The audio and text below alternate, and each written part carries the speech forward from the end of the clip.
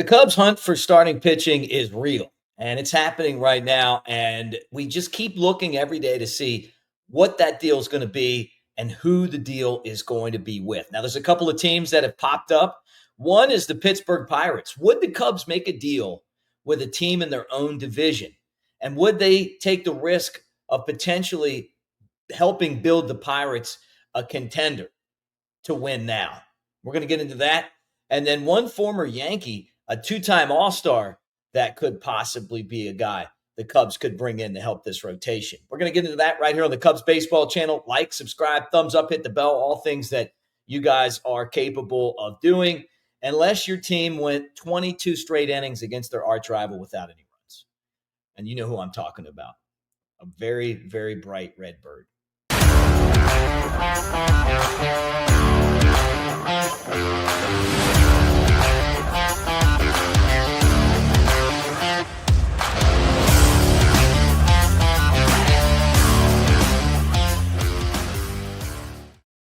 What do you say, everybody? Mick Gillespie, Cubs Baseball channel, and it is a pleasure to talk to you guys like we do on a daily basis. The Cubs are our team, and we cover them every single day here. At least we try to, so thank you so much. And it's great hanging with Naren Desai yesterday, who jumped on as part of our channel, and we talked a little bit about the same things we're going to get into today, and that's starting pitching. And it's a need for this team.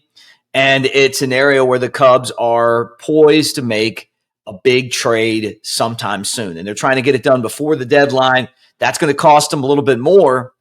And we've talked about the Marlins and we've talked about the Diamondbacks. Well, now you got Ken Rosenthal and Bob Nightingale both pointing to one team and saying, hey, the Cubs could potentially be looking in their very own division to get maybe one or maybe two different pitchers, right? And we're talking about the Pittsburgh Pirates. Would the Cubs be willing to make a trade with the Pirates, give up some players that could potentially come back to haunt them? And, you know, we're in a series right now where Cam Smith is showing the Cubs exactly what they gave up. Would you want to do the same thing with a team in your very own division to win now? And that's a question, right? And you got to look at their roster and say, hey, are you willing to take this risk to try to win now? And when you have a front office that is not signed for next year, going for broke, sometimes you make decisions that maybe aren't great for tomorrow, but are great for right now. And I'm not judging here whether it is or it isn't. What I am saying is that it's something that you have to consider. Now, let's talk about the trades and the potential players that the Cubs would be interested in pulling off with the Pittsburgh Pirates. I'm going to start with Mitch Keller. Now, you know they got Paul Skeens. Keller will make 20% of the team's payroll with his salary down the road. So it's one of those deals where they may just move him out because they want to pay Skeens and they want to pay a lot of the young players that they have. And then, you know, you move this guy out and you feel like, hey, you know what? We're getting something back for him, and the Cubs are getting that starting pitcher that they want. Now, you look at Keller, 6'3", 210 pounds, a right-hander, and right off the bat, you're like, how is this guy 2-10? But that's his record. Does that matter to you? 2-10, a 3.90 ERA. He's made 17 starts. That is tied for the league lead, right? And then you look at his numbers, 99 in the third innings, only 96 hits allowed, so one per inning. I mean, that's you know, not the worst. I mean, that's about average. 25 walks and 77 strikeouts. So why isn't he winning? Well, part of it is that the Pirates just don't score many runs, you know, over his last few starts. Now, he did get the win against the Mets his last time out, 5 in the third innings, 5 hits and a run with a walk and 4 strikeouts. The time before that against Texas, he went 5 2/3 innings, gave up 3 hits and 2 runs, and he took the loss. The Pirates scored 2 runs, and they lost 3-2. The start before that, you remember, it was against the Cubs at Wrigley, and he pitched 6 innings and gave up 3 hits and 2 runs, and they lost to the Cubs 3-2 and 10. It was one of those great wins for our guys. But he pitched well. You know, so this is an area where the Pirates obviously don't have the The bats, they could probably use an Owen Casey. And if the Cubs are willing to trade an Owen Casey, they're going to have to get a lot back in return. And I still think it's a risk that I don't know that I would do, because you're going to be tired of seeing that guy if he's in the Pirates lineup for the next 10 years. And there's a potential there with this guy. He's that good. But who knows what's going to happen when he gets to the big leagues. And that's where where obviously scouting comes in and luck sometimes. Whether you trade him or you keep him, maybe if you keep him, you're lucky that he's better than you thought. If you trade him, then you're kind of worried about what he's going to be, right? If he got hurt and he wasn't as good, maybe it doesn't bother you as much. But at the end of the day, they're trying to win right now, and it just feels like they're going to throw a lot of chips in to try to do it right now. Could affect them down the road, and the Pirates are a dangerous team to trade with. So you got to be sure that the players you're giving up aren't going to come back and haunt you for the next, 10 years. And we just did a show yesterday where we were talking about the Cam Smith deal. The fact that the guy's, he looks like he could potentially be a very good player down the road. He's already decent, and he's a year out of college. So that's the bad side of it. Now, the good side of it is that you would get a starter, and immediately I think that Keller would make a difference with the Cubs. Now, the other guy, and Bob Nightingale said it's not one, it's two guys.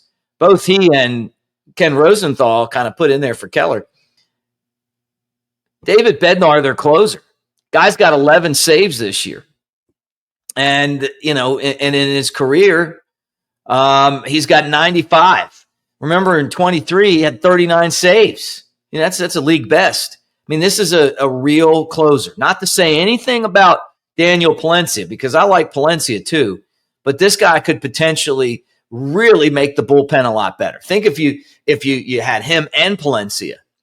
I don't think any of us feel like, even as well as Presley's pitched lately, that he's ever going to be a big time closer again. But 2.93 ERA, 31 games, 11 saves. 2-5 record for Bednar. He is right in his prime, and he's another one of these guys that you look at, and you keep hearing rumors that the Cubs are interested in the 6'1", 250-pound right-hander. The Pirates, obviously looking around and going, "Hey, we're not going to win this year. What would the Cubs be willing to give us for not one but two guys?" And the reports are that the Cubs covet both of those guys. So you could really fix two issues in one trade, but you'd have to give up a lot in that deal. And how willing are they to do it, right? And the problem that the Pirates have is the bats. They don't score enough runs. We saw them in the series against the Cubs. Like they have they can pitch. They play pretty good defense, but they just don't hit that much. And the Cubs have some prospects that could potentially help them in that area. So those are the two guys, Keller and Bednar, that are rumored to be on the Cubs' radar right now as we try to figure out exactly who they are going to make a deal with to try to help this staff and get better. Now, the other guy's name that's starting to pop up, and I think this was Nightingale, that said Luis Severino, who's not having a great year. It's his first year with the A's. And he signed a pretty big deal to go there. And they play in that minor league park in Sacramento. Is that a reason why? Who knows? But he's 2-8 and a 4.83 ERA. He's another guy that's pitched 100 innings. He's made 17 starts, but he's given up 105 hits. That's a league high there. 54 runs. That's high. And a lot of that happens when you pitch a lot, But you might be able to get him just because they may want to just drop him off of the payroll. But is that a guy you want to really pay for? 6'2", 220 pounds, big right-hander. You remember him with the Yankees, 2017 and 2018. He was an all-star. And in 2017, made 31 starts, had a 14-6 record, and then came back in 18 and almost won 20 games. He was 19-8. Went to the Mets last year, was an integral part of the Mets team, had 11 wins and 7 losses. And, and in his career, 67 and 52 record and a 3.91 ERA. So this hasn't been his best year, but part of it could be a change of scenery would help you out. I guess to me is, you just look at it and go, is this an area where if you're the Cubs, you're thinking about making a deal, right? He does have an earned run average of near 7 when the team's at home. And so that could be a reason why, the A's are going to, would want to get rid of him. I mean, the other thing is that their stadium, the groundbreaking has happened in Vegas. I can't wait to go check it out on the Strip, but it's going to be a while before he gets there and before the team gets there. So you got to have people that can pitch in that minor league park in Sacramento. And certainly that's not the case, but you wonder what the deal would be. You might not have to give up a lot prospect wise, but he signed a 3-year, $67 million deal. So you're going to have to pick up some of that, maybe most of it. And are the Cubs willing to do that? Now they have some flexibility with the payroll right now. They cut payroll from last year. Is this a guy that you go out and get? And I think the way that the rotations looked over the last few starts, you're probably going, hey, you know what? Right now, maybe Severino would be a guy that would come in, change the scenery, and at Wrigley, unlike the minor league park in Sacramento, he comes in and makes a difference. So we'll see. But that's another name that's popped up on the radar, and and there's a reason why guys like Bob Nightingale of USA Today say this, because they hear it from executives. Yeah, and I know that for a fact. I mean, him and Ken Rosenthal, when they put stuff out, they're not just throwing, they're spitting in the wind. I mean, they're hearing that. And then when you start to look at the feasibility of it, if you're Jed Hoyer or Carter Hawkins, you're constantly making calls right now. And you're fighting for your life, and you're fighting for this team, and trying to figure out what the best move is. And the crazy thing is, you could say, well, maybe Mitch Keller and David Bednar would be great. Hey, it would be awesome to go get Zach Gallen, Merrill Kelly. I mean, Sandy Alcantara. But you got to look at the money that goes with it too. There's a financial aspect of all these deals. And so it's not just who would be the best guy to help us win a baseball game. Some of it's the financial aspect of it too. But I think a lot of Cubs fans feel like, look, I mean, this is a big market team, and it's time to spend like a big market team. They've shown us that that they're in the mix. Obviously, the starting pitching is held up, but it looks like it's definitely trending in the wrong direction. Is it time to go pull off a deal and get better? And then when you make a deal, a lot of times you make the rest of the bullpen better because you're sliding guys down. The rotation's going to be better.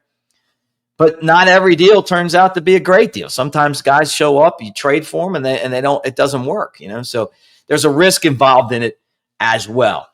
So anyway, that's what I wanted to talk about on today's show. Obviously, Cubs will wrap up the series with Houston.